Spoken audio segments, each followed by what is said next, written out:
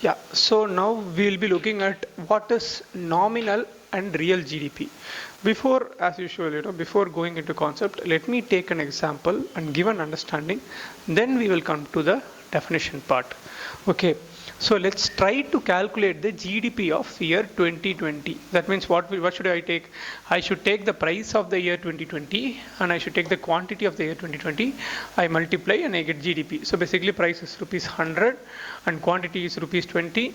Then I get the price which is 2000. Next, what do?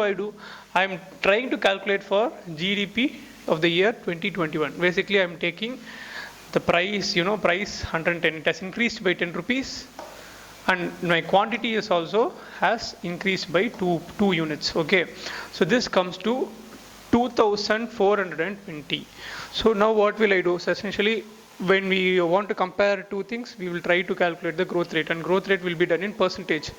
By CSAT, you will know to calculate the growth percentage, you will essentially take the present value minus the past value divided by the past value. That will be acting as a denominator or base.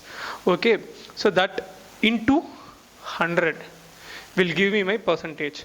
So essentially, if I do this process, that is this minus this and this, I'm getting a percentage of 21%. That means between 2020 and 2021, my GDP has grown by 21%. Wait, is it right? That is the question we are going to see. That is the understanding we are going to see first. Okay. See, growth means what, sir? So growth means I am consuming more than what I consumed more, or I am producing more than what I produced before. But in the last example, if you see, the growth has two effects. Essentially, the price is also increasing because of that growth, that number came. Next thing is quantity is also increasing because of that number came. But as I said, growth should be, I should be consuming more. Like let's say, like last year also I produced 10 units and this year also I produced 10 units. That means just the price increase, does that mean it is growth? Definitely not, because my consumption or production remains the same. So in fact, like the actual growth should be, true growth should be, what is the increase in quantity, sir? Only increase in, what is the actual increase in quantity? That is the true growth or real GDP growth. Okay, so I mean, we'll come to the term real GDP growth, but yeah, that is the true growth, sir. So that means again, we will try to calculate what is the growth now. Okay, GDP growth. For that, what we'll take GDP 2020, already we said it is 20 into 100, 2000. But now for GDP 2021, sir, we will take price at 2020. Essentially, that means what? I have negated the price increase. Only we will be looking at the quantity increase, sir. That means this is the quantity of 2021, but price I am again taking 2020's price. So my number comes out to be this. Now if I do, then we are getting 10% growth rate. So this is the actual growth rate, sir. Okay. So this is the actual growth rate. So now you got the difference between, two different growth rate calculation. Okay, so now we'll come to the concept of nominal and real GDP. Okay, so essentially if you go to nominal GDP is nothing but GDP calculated at current prices. Okay, what is the current year price? Based on that, if I calculate GDP, that is nominal GDP. In our example, this is nominal GDP because for 2020, I am taking 2020 quantity and 2020 price. For 2021, I am taking 2021 quantity and 20. So I am taking the current price, basically 2021 price. So based on that, so these two are nominal GDP, sir. Next, we will come to the term real GDP. What is real GDP? Real GDP, you will be taking your GDP on constant price. That means price won't change, sir. So we already have our example over here. So here, this part, okay, so essentially I'm trying to calculate my GDP for 2021, but the price I am taking between these two values, the price is remaining the same. Okay, so it is essentially 100 rupees only. So my price remains the same. So on constant prices I am trying to calculate.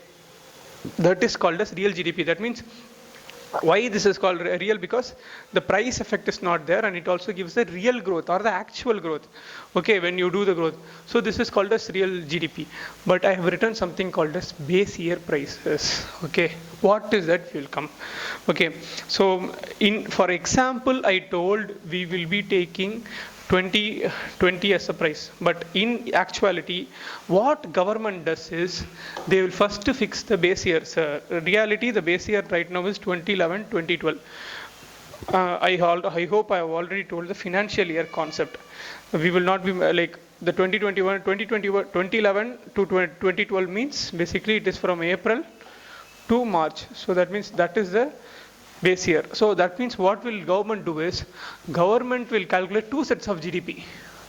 One is your nominal GDP and your real GDP with prices at 2011 and 12. So this is a real GDP. So for growth rate, what will government do? Government will calculate the stream.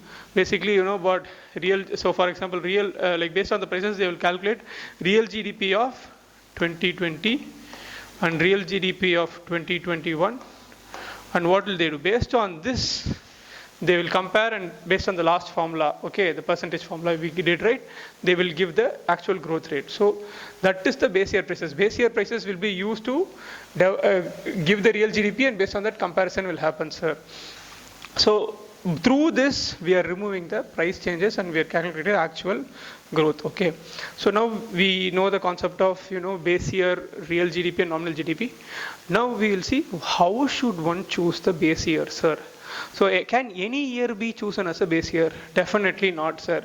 Like for example, now I am having today 2000, today is 2022. Can I have 1990 as base year? Just imagine, like if I have 1990 as base year, let's say there is a price of laptop today. But the question is whether 1990s there is laptop, or even if there is laptop, the price will be extremely high. But now today the prices are in a declining trend as every year it goes, okay, because of efficient production, etc. and all. Phones and everything as year passes by, the advanced technology, it becomes more marketable and reduces in price. But definitely some new other things will come that will increase in price. That's not our concern, but definitely at the same standard the prices will decrease, okay. So either your base year should not be too far, okay, you get it. When it's too far, you will either not have that commodity to compare the price, or the price will not be with the trend. So that is why one of the parameters we have taken for base year is recent, sir. So it should be recent to ensure that all the data availability. Well, if you take 1990s, there's a question whether cell phone is available or not. But today, without cell phone, there is no life. So it means in GDP there is a lot of cell phones involved. So but that time you don't have cell phone. So how will you calculate? You cannot do. So that means it should be very recent. That is why we have taken as 2011 and 12. And definitely in near future, there will be revision done. And second thing, only when data availability is there, only when data availability is there, we can ensure that comparability, sir. So how the prices, like when data is available, like data for mobile phones is available from 2011 to now. So only then we will, create the outputs, list of outputs, and then compare. For example, based on the base year prices, we will be calculating real GDP of 2012, real GDP of 2013, real GDP of 2014, etc. like that. And calculation between any 2 years can be done through that formula, what we saw, the percentage formula. So you get it, right? So this comparability also is possible. Next important thing is stability. So why should base year be stable? See what will happen if the base year is not stable, okay? Let's say there is a depression year, that very, very low GDP you are taking. Okay, that GDP number is very, very low. Okay, so basically the GDP was going good, something horrible happened, so GDP number decreased to very level. So next it started rising and it is going, okay? So you're taking this year as base year. Just imagine what will happen. This is an abnormal year. Okay, so if you take this base year in this formula, you can see basically the base year comes in the bottom, sir. So essentially, if this number is very, very low, then the denominator is very, very low, automatically each growth rate will be very high, sir. For example, let's take like difference between these two as 10 units. Okay, similarly, difference between these two as 10 units. And but since this is very, very low, what will happen? Let's take this as 5. So automatically what will happen? This number will be humongous. That is one thing. And what will happen? So for example, let's okay, so basically if I'm doing a comparison, one sec, I'm just coming to that page, right? So basically what I'm doing comparison. So basically now between these 2 years, like let's say the GDP is growing like this. Okay, so essentially it has grown. Wait, I'll just draw a fresh graph over here. Okay, so essentially my GDP is growing at a constant value. That means between this time period, I'm getting this much increase. So essentially, like let's say this is 1 year time period, I'm getting 5 unit increase. Similarly, between another time period, I'm getting 5 unit increase. Okay, so GDP between both are 1 year. This is time, and this is GDP. Okay, so between these two time period, I'm just getting 5 units increase. But what will happen? Just because here denominator is very, very low, that 5 unit divided by the difference of 5 units divided by low denominator, obviously my growth rate will be high. Okay, denominator when it's less, my growth rate will become high. Okay, so similarly, but this here, this is a normal year. This is that low year. Okay, so this is a normal year. So essentially what will happen? This 5 unit divided by normal, my growth rate will automatically decrease. So essentially it shows a lot of fluctuations. You get it right? So that is why, this year should be stable and a normal year. So apart from that, all the, this, when this fluctuation is not there, you will be getting a stable GDP growth rate outline. So that is why I've said macroeconomic stability, sir. Macroeconomic parameters, actually the word used is macroeconomic parameters. Macroeconomic parameters can be many things. It is GDP, fiscal deficit, inflation, all those things. All those factors should be stable.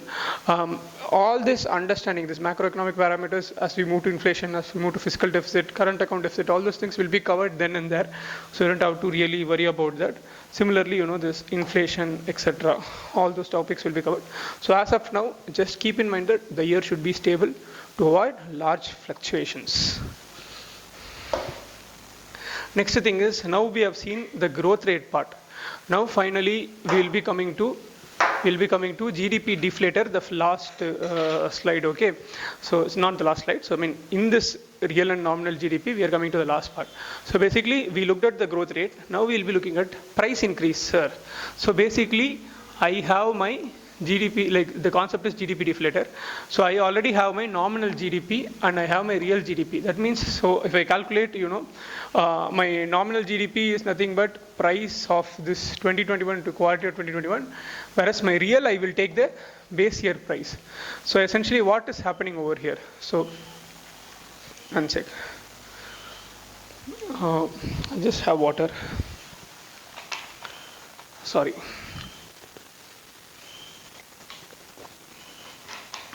My mouth is getting dry.